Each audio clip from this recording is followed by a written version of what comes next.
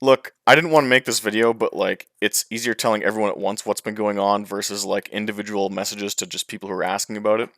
And like I gotta be honest, I really need some help with this, and this is the only way I know how to efficiently ask for it. So like for those from the sim racing community still like kicking around these parts and like watching my shit, this is the time to start putting your heads together and figuring out what can be done about this. So, if you're out of the loop, I indeed lost my job earlier this year because of Jason Jacoby. That's not a joke. That really did happen. So, this guy who's been harassing a ton of people in the sim racing community over the past year or so, Ray, over and over you promised me you weren't going to talk about sex, show me porn links, all these types of things. I just got really fucking unlucky, and everything that could go wrong with it did go wrong. Now, a lot of you are probably sitting there being like, alright, there are probably avenues to get something done about this because what Jason's been doing with this whole thing of saying crazy shit online over the past year and like harassing people, God can end life, and I pray he ends everyone from that family. that's probably criminal activity, and you're actually right. So, whether you live in Canada or the United States, what's been occurring here is actually covered by both countries' criminal codes. So, in Canada, this is called defamatory libel, and it's matter published without lawful justification or excuse that is likely to injure the reputation of any person by exposing him to hatred, contempt, or ridicule, or that is designed to insult the person or concerning whom it's published. So yeah, making videos where you claim I've been cruel to children, Austin Oganoski, you fucker. Your cruelty toward children, man. or contacting my employer saying I drove you to suicide when you've spent months, if not years, saying Domino's Pizza is the reason you tried to kill yourself, And I got to thinking about the pizza and how unhealthy this is that I'm serving them. that's what this is. It's defamatory libel. Down in Georgia, it's just a lot simpler. It's harassment, and based on, a quick Google search, all it is just engaging in conduct directed at a depicted person that is intended to cause substantial emotional harm to the depicted person. Yeah, I would say going on YouTube and like celebrating your attempts to try and get me fired and destroy my life constitute as trying to cause substantial emotional distress. Yeah, congratulations, Austin. You brought me to a breakdown and my life to ruins, and now I can sincerely say I hope the same for you.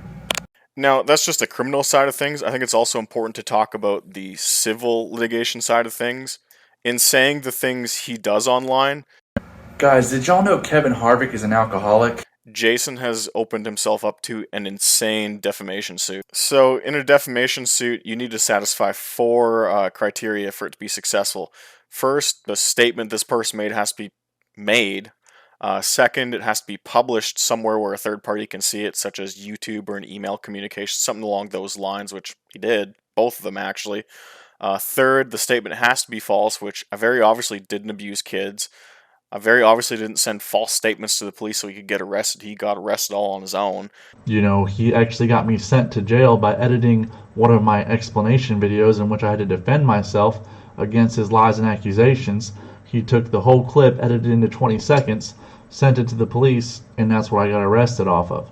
And I very obviously didn't drive him to commit suicide. He spoke at length saying Domino's Pizza and Mackenzie drove him to suicide just on his YouTube channel.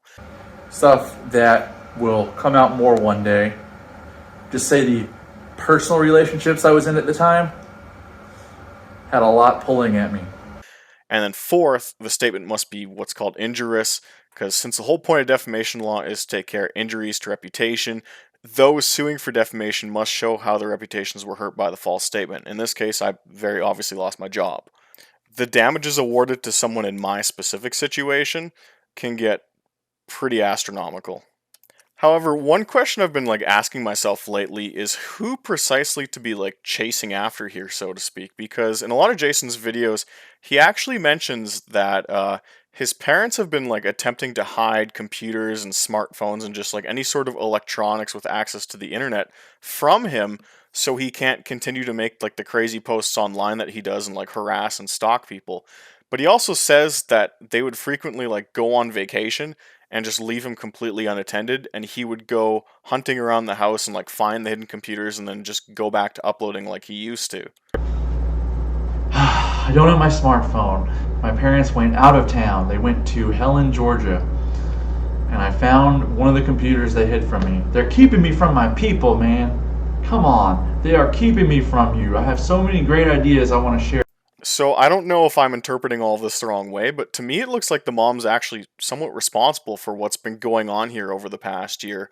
The mom knows her kid's mentally ill. No parent would just be oblivious to this. She's actively trying to hide technology from him so he can't get himself into any more trouble. But then she's also just like fucking off on vacation and just like, leaving this dude unattended. And in doing so, he just continued to harass and stalk people. Logan Clampett, let me tell you what slander is. It's what you did to me. You fucking have no character. So that kind of sets the background for everything that's been going on.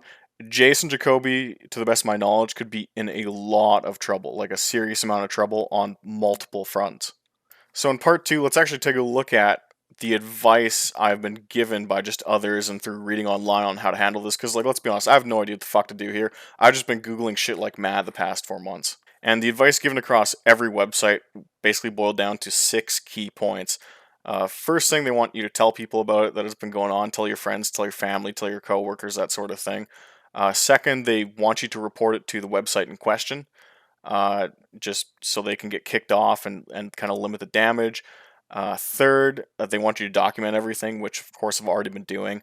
Fourth, they want you to go to your local police and report it. Fifth, they want you to surprisingly report it to the feds because I guess the FBI actually deal with this sort of thing. And then sixth, they want you to hire a lawyer. This advice seemed pretty easy to follow and, just kind of almost common sense until I actually tried to follow it for my own situation.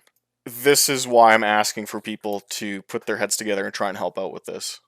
So, first things first, a bunch of you tried reporting Jason's channel to YouTube. YouTube didn't take it down. Some of his videos are a clear violation of their terms of service, and YouTube just didn't give a fuck. Last year, when this stuff first started kicking off, a guy by the name of Travis Pinney notified iRacing about it and had a pretty decent phone conversation with Nimcross Jr. about just everything that could arise from all of this. And iRacing took the stance of because it's not happening on their game, they really can't do anything about him. And Jason continued to use iRacing freely through March of this year and just harassing and potentially stalking any racer he came in contact with. I myself tried to contact iRacing saying, hey, look, this situation is actually really serious right now with one of your members. I know that I've criticized your game a whole bunch, but this situation is just completely out of control and quite frankly ridiculous, and I would like your help just in any way possible. And I never heard back from them. I tried to report the situation to the police department that's local to Jason and who've dealt with him before for several reasons, and they instead told me to go report the situation to my local police department first, and they would just transfer the file. So I go to the Edmonton police, and they start asking why I didn't report it in Georgia. So I tell them I called Georgia, and they told me to report it in Edmonton, and this starts a game of phone tag. And then when I finally talk to someone in Edmonton, they tell me it's way too convoluted to pursue charges across the border, and he's not really threatening to hurt me physically. So they tell me with a straight face, seconds after I've told them I've lost my job and can't be throwing money around liberally on this, that I need to go blow thousands on a lawyer. So I do go and blow thousands on a lawyer, only to be told that actually we can't do anything about someone in Georgia and you'll have to go hire a lawyer down in Georgia. So then I start emailing just random law firms in Georgia who deal with civil litigation, and most of the responses I get back are, sorry, we can't help you because you don't live in the US. I check my emails again and realize one of the police officers I spoke to had mentioned for me to try and contact the FBI because they deal with cyberstalking issues, and I shoot off a tip to the FBI. That was an interesting afternoon. It's a lot of paperwork, and I never got a call back. So then I have the really brilliant realization that multiple people have probably gone after Jason in either a criminal or a civil litigation manner, and that they might know someone to contact that will actually like help me get the ball rolling on this. So I reach out to them, not going to say who it was, but it's someone that Jason made a shitload of videos about and then randomly stopped one day and has never spoken about them since. So they're actually pretty helpful and give me a bunch of numbers to call, and I call the numbers, I send an email just to follow up, and they never get back to me. I've now torn through 1/3 of my savings, and have realized that fuck, I need to get a job because just in the meantime I can't be bleeding money. So I started applying for a couple of different QA positions at jobs that, in my opinion, I believe I was a shoe-in for. I'm not going to name the studios because this really isn't their fault, but I never heard back either time. So while all of this is occurring, I start getting really interesting emails to my primary email account. One of them is an automated message from OnlyFans saying someone from the Atlanta, Georgia area has gained entry into my account and has bought $60 worth of black girl porn on it. I trusted you not to show me pornography. And when you sent me a link that was hidden and it became porn, an addiction I never wanted in the first place. Over the next month, maybe month and a half, 4 more of my accounts are breached, just like this.